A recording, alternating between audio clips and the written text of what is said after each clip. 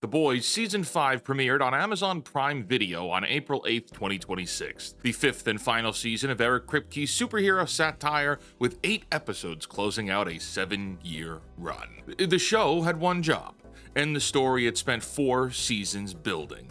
What it delivered instead was 8 hours of broken power scaling, recycled villain dialogues, and character deaths that are so weightless they evaporate the moment they happen. I'm the real-life Fake Wizard, and this is a Fake Wizard's review of The Boys Season 5. If this video brings you any value, hit the subscribe button, as we're posting lots of reviews every single week. Season 5 picks up a year after Homelander consolidated his grip on America. Dissenters are locked in so-called freedom camps. Yui, and Frenchie are imprisoned there. Starlight has gone underground with a vigilante resistance called the Starlighters, and Butcher resurfaces with a soup-killing virus and a plan to wipe out every powered person on the planet, which immediately splits the team on whether this is a salvation or a genocide. Jensen Ackles returns as Soldier Boy in an expanded role, and Davey Diggs joins as a new soup called Oh Father. This season is coming in carrying the baggage of being a 7-year build-up final season,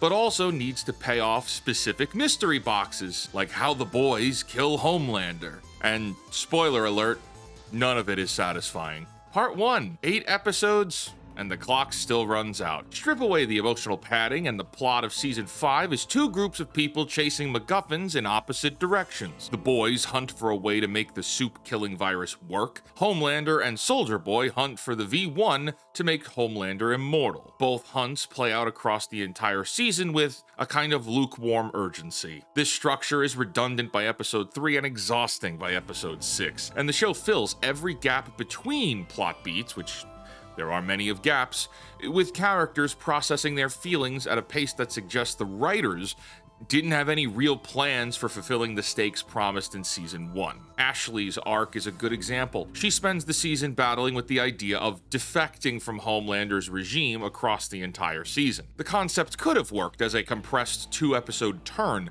but instead it becomes a clock-eating loop where you're watching the same moral crisis discussed every episode. Then there's Starlight reuniting with her estranged father, a filler plot that contributed nothing to the endgame and exists purely to give Annie something to do while the actual plot stalls out. Meanwhile, Frenchie and Kimiko's conversations about their future repeat in the same way Ashley flip-flops on switching teams. Every episode has Frenchie and Kimiko rehashing where they're at in their relationship, and it's repetitive, boring, and extremely predictable. Gets little to do and doesn't have a character arc conclusion. Previously, it was set up that his life's mission was to kill Soldier Boy for killing his father. Then that kind of changed to Stan Edgar being his new target, especially after promised Edgar he'd kill him if he became CEO of Vought again, which he does at the end of the series. Gets married in the end, and that's it. There are no satisfying conclusions for and what was set up in previous seasons. There are critics praising this season as being introspective, but firstly, it isn't, and secondly, this wasn't the season to be introspective. The previous seasons have already established who these characters were, what they wanted, and their trajectory to get it.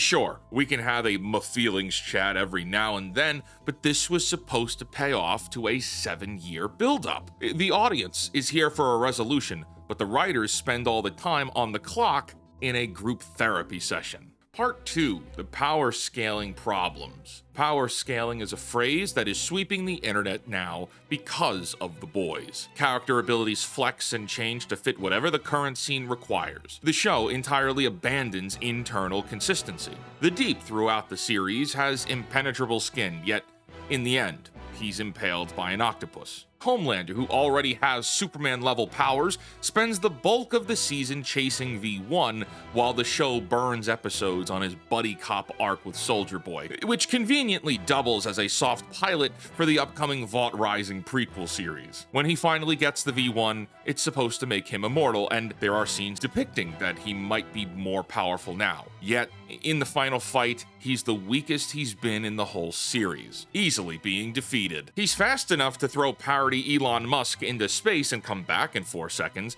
He's also strong enough pre-V1 to fight off Soldier Boy and tempt V Butcher and Yui in Season 3, but here, in the finale, he's too weak and too slow to evade getting charge blasted by recently powered Kimiko. Yes, Kimiko gets the Soldier Boy radiation power-up via an experiment that technically gets screen time across a couple of episodes, but whose payoff arrives with complete convenience. Every power-up in this season, like the V1, the virus, Kimiko's power blast, superpowers themselves, operate at whatever intensity the current scene demands them to. That kills tension dead. If everything is exactly as powerful as the plot needs it to be at any given time, then there are no stakes, and nothing really matters. Part 3, Death Means Nothing. The Boys, as a franchise, has a death problem. Each show has spent years escalating scenes of violence, each season gorier, each set piece more grotesque than the last. Heads explode, bodies explode. The camera lingers on the viscera with enthusiasm. By season 5, this approach has completely cannibalized the show's ability to make death feel meaningful. The constant gore slop has desensitized everything. Commitment to escalating carnage season over season means that by the time it needs the audience to feel something real, it has already trained them to feel nothing. Now that the main characters are finally facing some kind of comeuppance, we don't really care. The Deep getting impaled means nothing and appears lesser than because we've seen 85 bodies explode during the course of the series. Part 4, Homelander's character assassination. Homelander is the reason people watch The Boys. Butcher and Yui might have been the main characters, but people watched for Homelander. Anthony Starr carried this show. By season 5, Homelander is, unfortunately, boring. In season 1, he was a sophisticated and intelligent villain. There were specific scenes showing how he was manipulative and used fear as a tool to control his team. By season 5, his character has completely unraveled to being nothing more than an allegorical insert for Donald Trump, who the writers have on the record said Homelander is supposed to represent since 2022. This is unbelievably boring. If the writers are unable to see any possible sophistication in someone like Donald Trump, and then they base this villainous character on him, then the character won't be capable of having sophistication or complexity either. Homelander is reduced to an orange man humiliation fantasy strictly because the writers wanted to show you what they think of the orange man and what they want to do to him themselves. Regardless of your politics or mine or anybody's, it doesn't matter here. This, as a mechanism for storytelling, is terrible. Ah yes, The Boys. 7 years of investment across 5 seasons, and the payoff for all of it is political assassination fantasies the showrunner is openly celebrating on social media. When Elon Musk called the finale pathetic on X, Kripke quote tweeted it with, "OMG, this is his review of what The Boys did to Homelander. I'll never get a better review." Mind you, and I mentioned earlier in this same episode, Kripke depicted the murder of Elon himself. This is all kind of weird, right? Like, hey, I brutally killed you and the Orange Man in my show. Pathetic. He's triggered that I killed him in my show, you guys! Eric Kripke is the final boss of Reddit forum trolls, and the comic had a better ending. The Boys as a series turned out to be a 2 out of 10. If you haven't watched it yet, don't waste your time. If you haven't watched the final season, don't waste your time either. Until next time, create, innovate, inspire, and cancel Disney+.